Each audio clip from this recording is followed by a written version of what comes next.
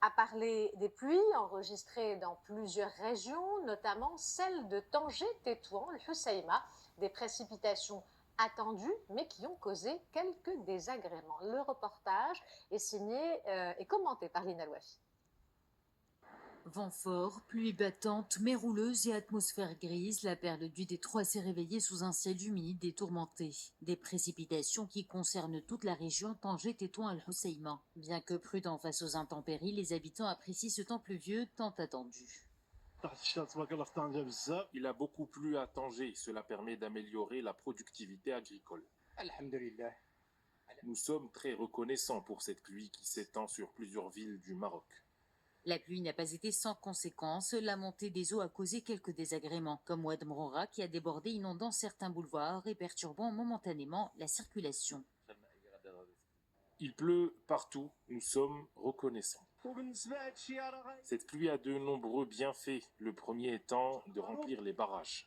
L'agriculture, la recharge des nappes phréatiques et l'amélioration de la qualité de l'air comptent parmi les nombreux bienfaits de la pluie. Ces précipitations ont un impact positif sur les ressources en eau et les barrages de la région.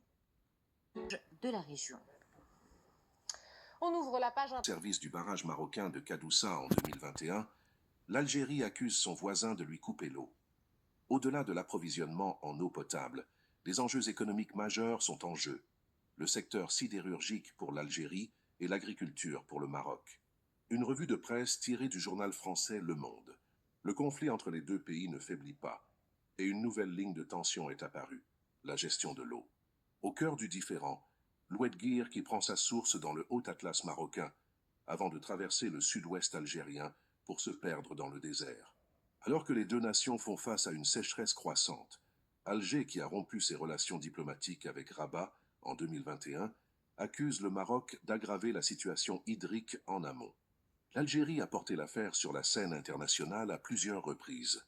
En mai 2024, lors du Forum mondial de l'eau de Bali, le ministre algérien de l'hydraulique Taha Derbal dénonçait un assèchement délibéré et systématique des zones frontalières en raison des pratiques des pays voisins. Les outils de gouvernance, ou plutôt face aux faiblesses de ces outils de gouvernance qui restent à construire pleinement. Alors je vous propose un exposé en 3 temps, peut-être commencer par se pencher sur le cas d'étude de la modification de la météo. Donc comme l'a précisé Lily, il ne s'agit pas à proprement parler de géo-ingénierie, puisqu'il s'agit d'actions de modification de l'atmosphère extrêmement locales pour servir les intérêts notamment du secteur agricole, donc dans des espaces vraiment restreints et délimités. Mais ces pratiques de modification de la météo ont déjà donné lieu à certaines formes de tensions, de conflits interétatiques qui méritent, je pense, de s'y attarder un peu pour voir dans quelle mesure eh bien, ce cas d'étude-là pourrait nous donner des éléments de compréhension des conflits qui pourraient émerger autour de la géo-ingénierie. Puis dans un deuxième temps, on verra un peu plus précisément comment ces projets de géo-ingénierie, par les promesses technoscientifiques qu'ils formulent, en fait, peuvent mener à une mise en échec des politiques climatiques et à une marginalisation des pays dits du Sud,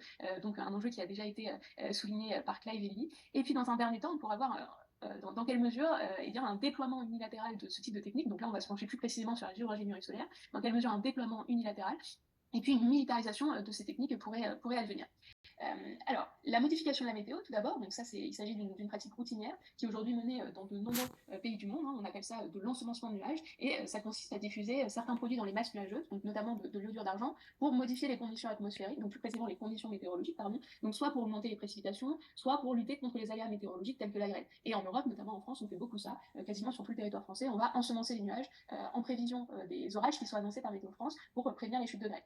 Et donc peut-être pour revenir un peu sur les enjeux vraiment de géopolitique qui pourraient émerger ou qui ont déjà émergé autour de ce type de technique, j'aimerais revenir un peu dans le passé, donc un petit retour en arrière précisément en 1963, donc au mois d'octobre, un an après l'émergence de la crise des missiles de Cuba, un cyclone de catégorie 4, le cyclone Flora, va frapper Haïti avant de virer à l'ouest en direction de Cuba, où ce cyclone va s'attarder pendant 4 jours. Il va causer des pluies diluviennes et des inondations catastrophiques.